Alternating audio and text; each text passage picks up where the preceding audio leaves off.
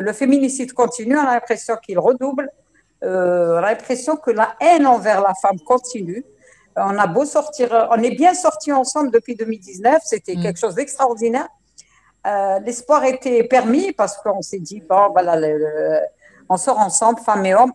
Il faut reconnaître qu'on a été respectés, en gros. Hein, après, il y a eu des dérapages par-ci, par-là, mais en gros, la présence des femmes a été acceptée et souvent respectée. Hein. Moi, je sais que j'ai marché avec des gens de Bab-el-Oued, j'ai marché avec des quartiers populaires.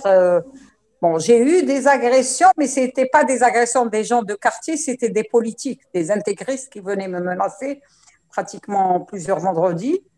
Mais la présence des femmes ne gênait pas plus que ça. C'était quelque chose d'extraordinaire. Je me rappelle du 8 mars 2019, c'était un vendredi, donc ça tombait bien, jour de manifestation. Il y avait beaucoup d'hommes qui ont manifesté pour des droits des femmes avec des pancartes en disant « je suis le fils d'une femme et je veux, etc. » et revendiquent les droits des femmes.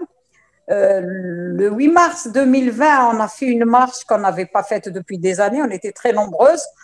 C'était pas toujours, on n'était pas sur la même longueur d'onde, mais on était présentes sur le terrain. Il y avait beaucoup de monde. Cette année, je ne sais pas, ça ne promet pas beaucoup. On essaye de faire quelque chose dans la rue, ça va être très difficile, mais on essaiera quand même. Donc, est-ce que la révolution du sourire a apporté quelque chose aux femmes? Très honnêtement, pas grand-chose.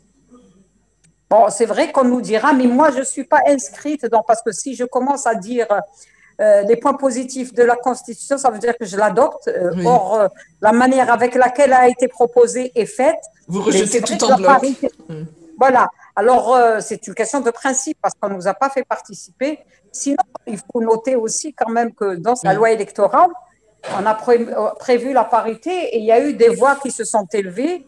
Bon, ça nous a donné l'occasion de rappeler que nous sommes quand même la moitié de la société et que la parité, c'est une revendication féministe. Moi, j'ai jamais accepté le mode des quotas, même si on nous dit oui, ça permet la présence des femmes dans les institutions. Or, les quotas ont servi plus les partis de la régression que les féministes qui sont. Il faut avoir l'égalité des chances. Nous l'avons pas. Parce que même si à l'université, nous sommes, paraît-il, les femmes sont à 65, auprès de 70% qui réussissent, au bac aussi, c'est à peu près les mêmes taux. Dans tous les niveaux d'examen, c'est les femmes qui sont les majoritaires. Mais après, elles ne se répercutent pas dans la réalité. Le taux de femmes qui travaillent dans la population active, c'est 18%. Et encore, ce n'est pas sûr, c'est autour de 18, un peu moins, % de la population active, tout corps confondu, c'est-à-dire ce n'est pas forcément des cadres et des médecins. C'est vrai qu'on vous dira, il y a beaucoup de médecins, effectivement, il y a beaucoup de médecins, beaucoup d'ingénieurs. On dit que l'Algérie, paraît-il, récemment, on a appris que c'était le pays qui a le plus grand taux de femmes ingénieurs. Mais dans la réalité, dans le monde du travail, on ne les retrouve pas. Les 18% de la population de femmes dans la population active ne sont pas toutes des femmes déqualifiées, c'est des femmes, des travailleuses, des femmes de ménage, etc. Donc, avec tout ça, on nous dit, on leur prend leur place, on est trop visible, alors que la réalité, on est très loin derrière. Pourquoi? Parce que les femmes, quand elles sont… d'abord, il y a ce dictat du mariage.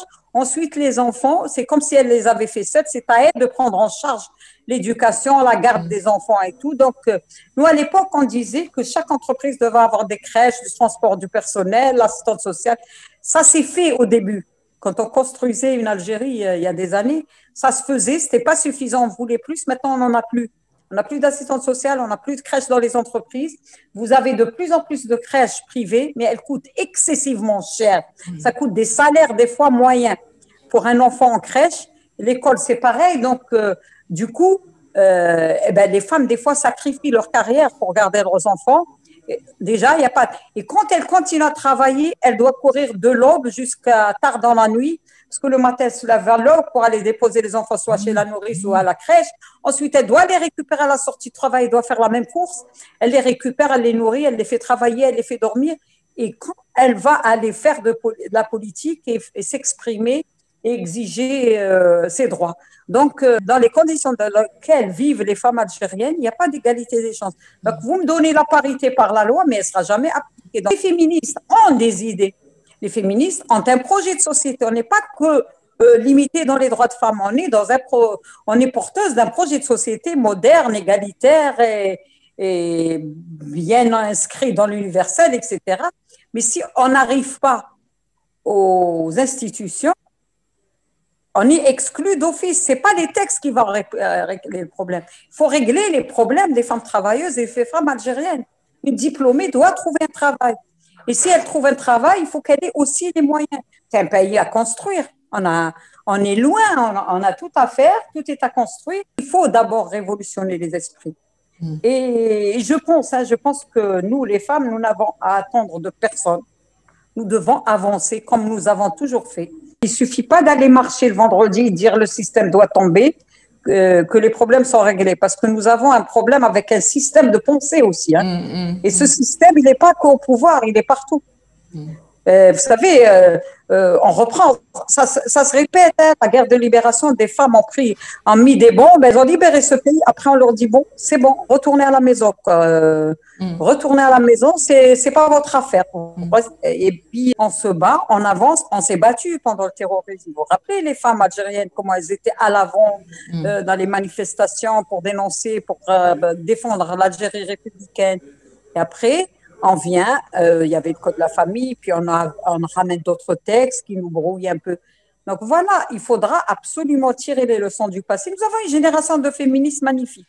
Je pense que c'est parce qu'on était là avant et qu'on avait, nous, des aînés magnifiques aussi, comme les Hassiba et autres. Et elles-mêmes avaient d'autres aînés, les grandes Fatma Soumer et Kahina, etc., que c'est normal, c'est une suite normale, on évolue et on avance. Et maintenant, on a une génération de jeunes féministes qui sont extraordinaires. L'Algérie nouvelle, ils ne pourront pas faire un pas sans nous. Ou on avance ensemble, ou on stagne ensemble, ou on recule ensemble.